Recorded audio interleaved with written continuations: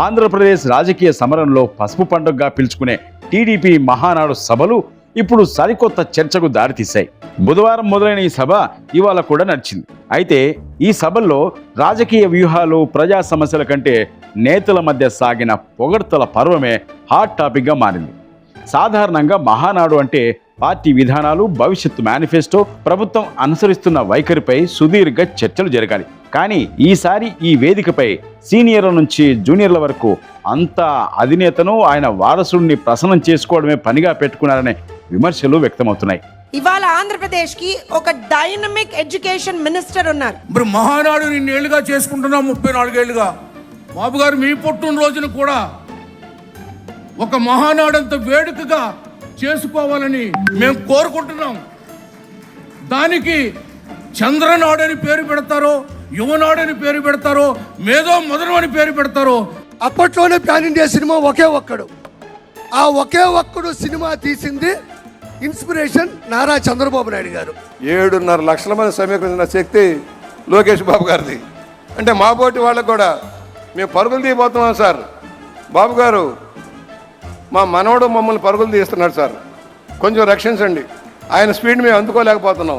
ఎన్టీఆర్ అంత స్ఫురద్రూపి మళ్ళీ ఒకే ఒక్కడు నాకు కనబడుతున్నాడు నారా నందమూరి కుటుంబంలో. That is Devansh. అంత అందగాడు దేవాంశ్.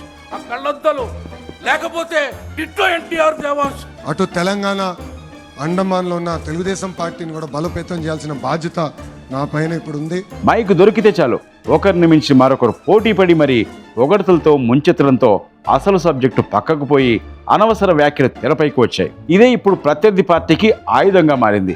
ఇది మహానాడా లేక నారా భజన సభన అంటూ వైఎస్ఆర్సీపీ మంత్రులు, కీలక నేతలు సోషల్ మీడియా వేదికగా ఓ రేంజ్లో కౌంటర్లు ఇస్తున్నారు. ఈరోజు తాను, తన పెళ్ళాం, తన కొడుకు, తన కోడలు, మనవడు తప్ప ఈ ప్రపంచంలో ఎవరికి ఏ సహాయం చేయని చంద్రబాబు నాయుడు మాట్లాడుతుంటే మీరు తానా అంటే తందానని మాట్లాడుతున్నారే.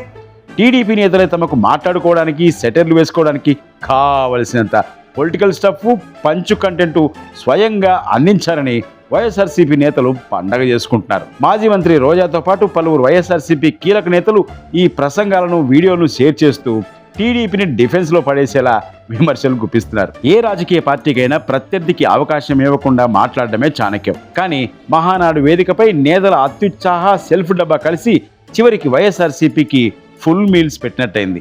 ఒకవైపు ఈ కంటెంట్తో వైఎస్ఆర్సీపీ సోషల్ మీడియా ట్రోల్స్ వర్షం కురిపిస్తుంటే, మరోవైపు దీన్ని తిప్పికొట్టేందుకు టీడీపీ డిఫెన్స్ మోడ్లోకి వెళ్లాల్సి వచ్చింది. ఏదేమైనా మహానాడు వేదికగా సాగిన ఈ పొగడ్తల పర్వం వైఎస్ఆర్సీపీకి ఫుల్ స్టఫ్ అందించడంతో పాటు మరికొన్ని కౌంటర్లతో నెట్టింట ఫుల్ వైరల్ అవుతున్నాయి ఈ వీడియోలు.